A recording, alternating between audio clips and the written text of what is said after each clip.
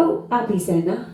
Morning, Abby. I don't know where to wave now. Got it all going on. Yeah, so morning, Monday morning again. I'm just saying that's our last week of this round of the Lift Lean programme.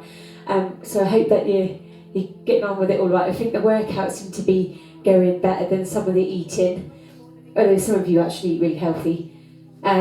So I thought, because of a couple of people having a bit of a meltdown last week, and Sean posting that chocolate gatto, that we talk about stress briefly this morning, because stress is a massive factor in what we pick to eat or affects our eating habits.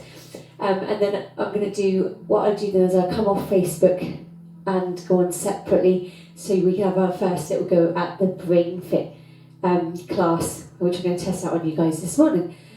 So, if we're looking at stress, basically, when you're having a physical or emotional stress, it triggers your hormones. Everything is hormones, which are created in the hypothalamus, which is something we talk a lot about in reflexology. If you suffer with migraines, there's a point in your big toe that I press to get rid of migraines. Hypothalamus is situated in the brain. It's one of the main glands in the brain, and it sends messages from the brain. Once we get stressed, the triggers start sort of flying around all over the place, and then it makes the adrenal glands not function correctly, so they produce adrenaline. In the old days it was fight or flight, but these days when we get stressed, it's quite often you're just sat at your desk, or previous to COVID you might have been in an office with somebody that's really wound you up, and obviously you're not allowed to get up and just punch them in the face, and you're not allowed to just go running out the office either, so all this stress starts flying around the body, and then what happens is more cortisol is produced, and cortisol is all about adrenals are here. Adrenals are situated just on top of the kidneys, so this is why then it affects the midsection so much, and sometimes people get sort of bloated, or you got all this chemical kind of in the abdominal area. So the vagus nerve is the one that tells you when you're hungry. And when people get stressed, quite often the vagus nerve starts telling you that you are hungry, so you tend to crave the wrong food then, and the sugary food. So one of the reasons why I put that yoga legs up against the wall pose on last week is because that's one of the ways that I find, if I do that every day, helps me sleep, but it also helps me to get calmer. And then if you do the breathing technique, so we called it the box breathing, it was where you breathe in for 4, hold it for 4, exhale for 4, and hold that exhalation for 4. That's called box breathing.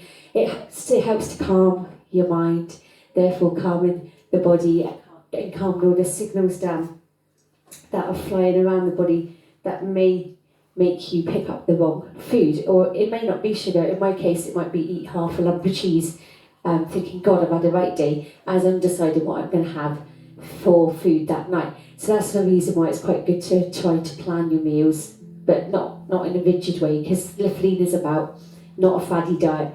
It's about small lifestyle changes that you can maintain for the rest of your life, rather than the yo-yo dieting that we did previously. So anyway, dysregulations is the next one that we've got on the PowerPoint, and that is where I always like to call that's where you sort of kick off. So if you're extra stressed, you may react differently to something that you may calmly deal with in another situation. And then again, once you get into that level of like anxiety and stress, again, it may make you eat the wrong types of food. That blue light that everyone talks about these days on the phones and devices, I mean, I'm terrible for being on my phone late, but that actually disrupts your melatonin levels, which is why we struggle to sleep. And lack of sleep and poor sleep is a massive contribution again to eating the wrong foods, triggering stress and eating the wrong foods, and then eating unhealthy processed foods.